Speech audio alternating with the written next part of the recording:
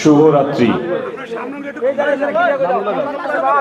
আমরা সবাই জানি যে রিক্সাওয়ালার ভালোবাসা হচ্ছে কি পেডেল, বুদ্ধিজীবীর ভালোবাসা হচ্ছে আমাদের মেডেল। আর 12 তারিখে আমরা যারা বাংলাদেশি 17 বছর ধরে বঞ্চিত, তাদের আত্মসম্মান একমাত্র জড়িত কোথায় আছে? ব্যালটে। আজকে বাংলাদেশ জাতীয়তাবাদী দল বিএনপির মনোনীত প্রার্থী জনাব আলহাজ শহীদ আলীর ধানের শীষের এই জনসভায় উপস্থিত আজকের এই অনুষ্ঠানের সম্মানিত সভাপতি, এখানে আমি একটু সংক্ষিপ্ত করছি। বাংলাদেশ জাতীয়তাবাদী দলের সর্বস্তরের আমার শ্রদ্ধেয় অগ্রজ জেলা, উপজেলা, ইউনিয়ন, ওয়ার্ড এবং সকল অঙ্গ সহযোগী সংগঠনের নেতৃবৃন্দ, সবাইকে আমার প্রাণ ঢালা অভিনন্দন এবং শুভেচ্ছা। এবং প্রিয় শিমুলবাড়িবাসী, সবাইকে আমার সশ্রদ্ধ সালাম, আসসালামু আলাইকুম, এবং সনাতনী ভাইদের প্রতি রইল আদাব এবং শুভেচ্ছা। এখানে বক্তব্য আপনারা অনেক শুনেছেন, এই নির্বাচন নিয়ে কি ষড়যন্ত্র হচ্ছে, কিভাবে আমাদের নিজেদের মধ্যে দ্বন্দ্ব, প্রতিবেশীর সাথে দ্বন্দ্ব এবং নিজেদের পরিবারের মধ্যে দ্বন্দ্ব, এই ধরনের ষড়যন্ত্র আমরা প্রতিনিয়তই দেখতে পাচ্ছি। আমরা রাজনৈতিক দলের কর্মী, রাজনৈতিক দলের সদস্য। রাজনীতি কি? জনগণের মঙ্গলের জন্য। কিন্তু একটি দল রাজনীতি করতেছে কি? আমাদের মধ্যে বিভেদ তৈরি করার জন্য। একটু আগে এক ভাই বলে গেছেন যে একটু আমাদের কর্মীদের বাড়ির কথা বলেন। আরে ভাই, তাদের রাজনীতিটা আমাদের পরিবারের মধ্যেও ঢুকে গেছে। এখন বউ আমাদের, মা আমার, আর ভোটের হিসাব করে ওনারা। আমার কোন কর্মী বিএনপির সমর্থক, তার পরিবারের কোন লোক দাঁড়িপাল্লায় ভোট দিবে এটা আমি বিশ্বাস করি না। কারণ জাতীয়তাবাদী শক্তির যে পরিবারের সদস্যরা, তারা কখনোই জাতির সাথে বেইমানি করে নাই। তারা শহীদ রাষ্ট্রপতি জিয়াউর রহমানের আদর্শের সৈনিক, যিনি আমৃত্যু এই দেশের জন্য সংগ্রাম করে গেছেন। আমাদের প্রিয় নেত্রী মরহুমা বেগম খালেদা জিয়া, তিনি কখনো কারোর সাথে আপোষ করে নাই। সেই দলের কোন কর্মীর পরিবারের সদস্য তার স্ত্রী স্বামীর সাথে বেইমানি করবে এটা আমি বিশ্বাস করি। আর যদি দুই একজন করেও থাকে, তারাও সঠিক পথে ফেরত আসবে এবং এই সকল ষড়যন্ত্রের দায়ভার কার? একটি নির্দিষ্ট দলের। আপনারা কি শুনেছেন? গতকাল থেকে গোটা বাংলাদেশের মিডিয়ায় একটি কথা তোলপাড় হয়ে যাচ্ছে। একটি দলের আমির উনি কি বলেছেন? উনি বলেছেন কর্মজীবী মহিলাদের সাথে বাজারের খারাপ মহিলাদের সাথে তুলনা করেছেন। ওনার টুইটার অ্যাকাউন্ট থেকে সেটা পোস্ট হয়েছে। ভাই, আপনার টুইটার অ্যাকাউন্ট যদি হ্যাক হয়ে যায়, আপনি এত বড় একটা দলের আমির, আপনি তো 1 ঘন্টা আধা ঘন্টার মধ্যে সেটা জানাবেন। আপনি বলতেছিলেন আপনি একটা কোন জনসভায় বক্তব্য দিচ্ছিলেন, ভালো কথা। অনুষ্ঠান শেষে যখন দেখলো গোটা বাংলাদেশে এটার বিরূপ প্রতিক্রিয়া হচ্ছে, 9 ঘন্টা পরে ওনারা জানালেন যে ওনাদের আইডিটা হ্যাক হয়ে গেছিল। কিন্তু ওই আইটি বিশেষজ্ঞরা বলল যে ফর্মে হ্যাক হয়েছে ওই ফর্মে কোনো পোস্ট করা সম্ভব না।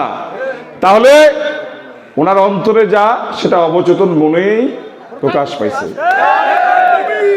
যিনি বাংলাদেশের, যে দল বাংলাদেশের সংবিধান মানে না, সেই দলের কি বাংলাদেশের রাজনীতি করার অধিকার আছে? বাংলাদেশের সংবিধানে নারী পুরুষকে সমান অধিকার দেওয়া হয়েছে। ওনারা কি বলছেন? ওনাদের দলের কেউ কোনো নারী সদস্য আমির হইতে পারবে না। অথচ এই ওনারাই আমাদের দেশ নেত্রী বেগম খালেদা জিয়ার আমলে 2001 সালে জোট সরকারে 2 জন মন্ত্রী ছিলেন। মিথ্যা কথা বললাম? তাহলে এটাকে কি বলে? কি বলে? ভাই, আল্লাহ যখন বেজার হয়ে যায় না, তখন সব দিক থেকেই বিপদ আসে। যে নেত্রীর আঁচলের তলায়, যে নেত্রীর ছায়া দিয়ে আপনাদেরকে দিনের পর দিন আগলে রেখেছিলেন, তাকে নিয়ে কটূক্তি করতে আপনারা দ্বিধাবোধ করেন নাই। তার সন্তান এত নির্যাতিত, এত নিপীড়িত, কিভাবে দেশ ছেড়েছেন? যিনি কোনোদিন এমপি হননি, মন্ত্রী হননি, কোনো ক্ষমতার আসনে বসেননি, তারপরও সুদীর্ঘ 17 বছর দলকে নেতৃত্ব দিয়েছেন সুদূর লন্ডন থেকে। তো কথায় কথায় তাকে লন্ডনই বানায় দেন। আল্লাহর একটা বিচার আছে না? আপনাদের মুখ দিয়ে এরকম বেফাস কথা বের হইতেই থাকবে। আপনার দলের সহকারী সেক্রেটারি জেনারেল ওই নির্বাচন কমিশন অফিসে যে বলছে যে আমরা প্রচলিত গণতান্ত্রিক উপায়ে এই রাষ্ট্র ক্ষমতায় গেলে দেশ পরিচালনা করব। তাহলে আপনারা যে বাড়ি বাড়ি যে আমার মা বোনদেরকে কান পরা দিলেন যে আমরা ক্ষমতা আসলে কোরআন এবং সুন্নাহর ভিত্তিতে দেশ পরিচালনা করব, তো এটা কই গেল? আমার কথা কি বুঝতে পারছেন? তারা যে বলল তারা শরিয়া ভিত্তিক দেশ পরিচালনা করবে, সেটা কোথায় গেল? তাহলে এই ভণ্ড প্রতারক যারা মানুষের সাথে প্রত্যেকটি সময় মিথ্যা কথা বলে, কোনো প্রয়োজনীয় কথাও তারা সত্য কথা বলে না, যে কোনো কথা তারা ঘুরায় পেঁচায় বলে, যে কোনো রাজনৈতিক বক্তব্য তারা ঘুরায় পেঁচায় বলে এবং সাধারণ মানুষের সাথে প্রতিনিয়ত প্রতারণা করে, তাদের কবল থেকে আগামী 12 তারিখ দেশকে রক্ষা করতে হলে আপনাদেরকে কি করতে হবে বলেন? হইল না? ভোট দিবেন কি?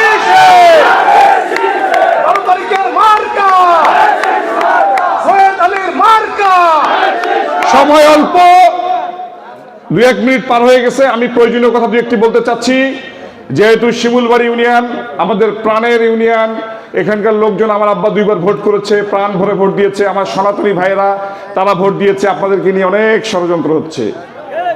আস্তে আস্তেই বললো, কোন নেতা স্কুলে পরামর্শ করতেছিল যে তারা হয়তো 2-1টা সনাতনী অধ্যুষিত সেন্টারগুলোর সামনে সকালবেলা ককটেল ব্লাস্ট করবে, যাতে বাড়ি থেকে না বের হয়। কি আপনারা ভয় পাইছেন নাকি? কালকে ডিসি অফিসে কথা বলে আসছি, 8-10টা নির্বাচনের মতো এই নির্বাচন হবে না, যেখানে পুলিশ ডিপ্লয়েড হবে, আর্মি ডিপ্লয়েড হবে, বিজিবি হবে, র্যাব হবে, তা না। এবার আনসার থেকে শুরু করে পুলিশ, বিজিবি, র্যাব, আর যাই, তবে বিজিবি, আর্মি সব একটা কম্বাইন্ড ফোর্স হিসেবে কম্বাইন্ড কন্ট্রোলে চলবে। কেউ দায় ভার দিতে পারবে না। 400 গজের মধ্যে যদি কেউ আসেন, আপনাদের ভোট নিরাপদ। আমাকে বলছে আপনি যদি প্রার্থীর সন্তান হন, আপনাকেও যদি প্রিজাইডিং অফিসার বানাই, আপনি একটা ভোট 19-20 করতে পারবেন না। আর আপনাদেরকে ভোট সেন্টারে নিয়ে আসার দায়িত্ব আমাদের জাতীয়তাবাদী পরিবারের সকল অঙ্গ সংগঠনের, বিএনপির এবং আমাদের কর্মীদের। সনাতনী মা বোনেরা আপনার বাড়ি থেকে বেরোবেন, আপনার বাড়ি থেকে সেন্টার পর্যন্ত নিরাপত্তা দেবো। এখন বলেন, কারা কারা ভোট সেন্টারে 12 তারিখে সকাল 4:30টার মধ্যে যাবেন?